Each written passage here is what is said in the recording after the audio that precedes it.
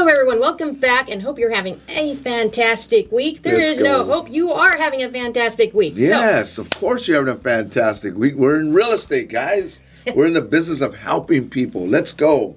Come on. So we're going to go into hardship analysis today, and why is it so important, and why must you understand it very well? So, yes. Lewis, what is hardship analysis? Okay, look, I'm going to say something that's very important here, guys, right? The number one thing is this. We take 25 to 30 to 35 calls per day. Number one is that you have to, don't forget to get the address, right? Because if we don't have the address, we can't do a hardship analysis because we can't see what is going on and what the delinquent amount is and everything else, right? So remember, get the address.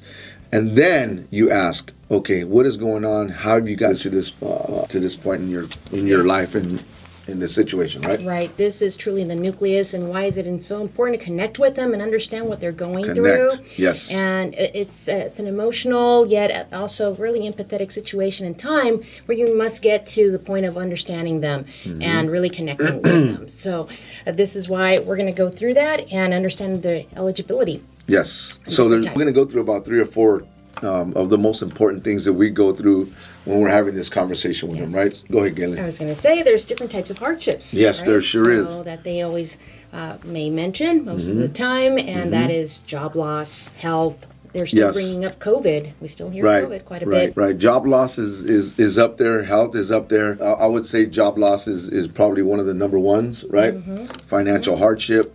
And then health, unfortunately, divorce. And death is usually also. Yes, and death as well. And this is a good business to be in because we come, we can help these people, And if you're in the position where you can listen and help and be sympathetic, man, you're going to do really great in this business. Go ahead. Right. So truly, again, understanding what they're going through is really important, which is going to help you take you to the next factor that's really understanding whether it's temporary or permanent. Yes. 2 very big and important factors for you to understand when you're evaluating the borrower and helping them and guiding them into their options. Because look, some of these are temporary where we can get them out of this situation, right? And help them save their property.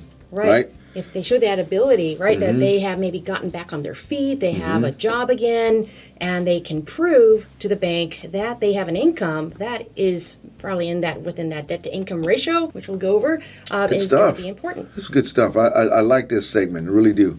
And then get the supporting documents, guys. You've got to get the supporting documents, right? So that we could structure and put this whole thing together and figure out a plan on how we can move forward and help them out. Correct, yes. So some of those supporting documents may include a hardship package, pay stubs, medical bills, things like that.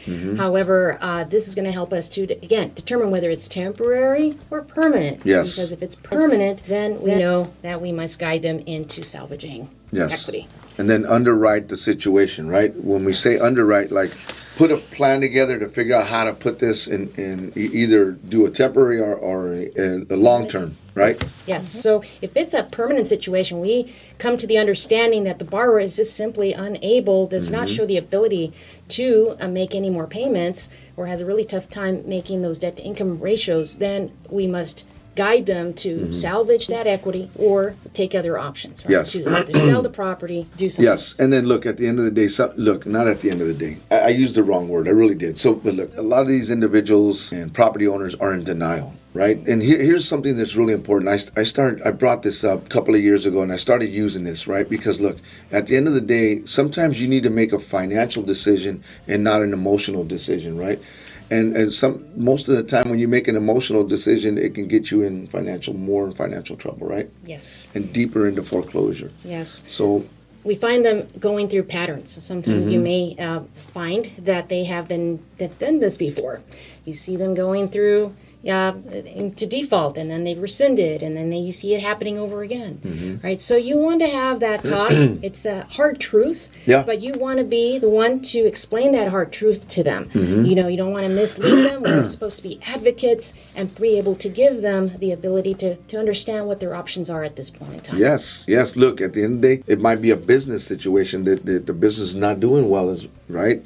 Or just it's just a bunch of different situations that they're going through, guys. Yes, and that solution may not be something they want to hear, and then sometimes those transactions don't turn into any commission.